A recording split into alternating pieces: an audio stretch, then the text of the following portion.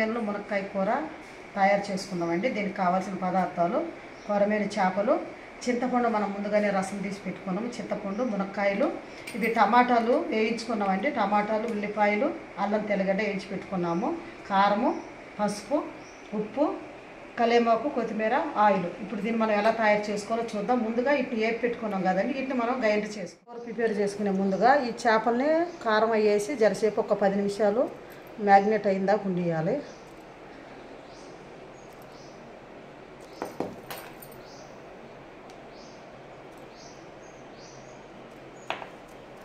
కొంచెం సాల్ట్ కూడా వేద్దాము. పసుపు వేసిన తర్వాత ఇందులో కొంచెం ఆయిల్ కూడా వేద్దాము.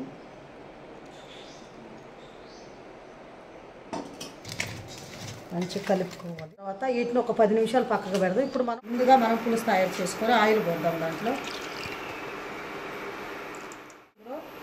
ఉల్లిపాయలు వేసుకున్నాము, పచ్చిమిరపకాయలు కూడా వేసుకున్నాము. వేగిన తర్వాత ఇందులో కలేమాకు, కొత్తిమీర వేసుకున్న టమాటాలు కూడా పోసుకున్నామండి. ఇందులోనే ఉల్లిపాయలు కూడా అన్నీ వేసి మిక్సీ పట్టినాను నేను. పోసిన తర్వాత ఇందులో మనం చింతపండు రసం కూడా పోసుకున్నాము.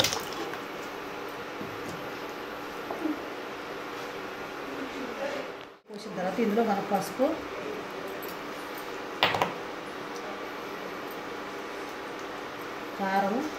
కారం తక్కువ వేసుకోవాలి. ముందు మన చేపల్లో కలిపి పెట్టుకోవాలి కనుక కారము, ఉప్పు వేసుకున్నాము.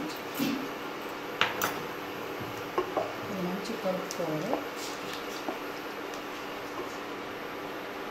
మంచి కలుపుకున్న తర్వాత ఇందులో మనం మునక్కాయలు కూడా వేసేసుకున్నాము. మునక్కాయలు వేసుకున్న తర్వాత ఇందులో మనము సరిపడా వాటర్ పోసుకున్నాం.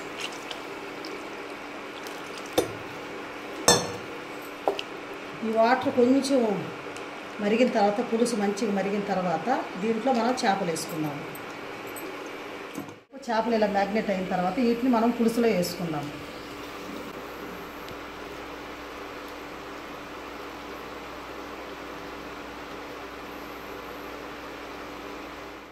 చేపలు వేసుకున్న తర్వాత మంచిగా కలుపుకొని దీన్ని మనం ఒక 15 నిమిషాల సేపు మంచిగా ఉడకనిద్దాం.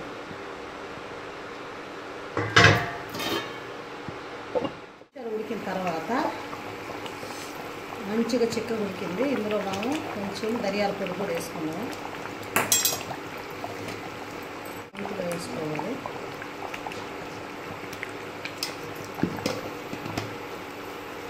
ఇందులో కొంచెం కొత్తిమీర, కలేమాకు, కొత్తిమీర వేసినాము.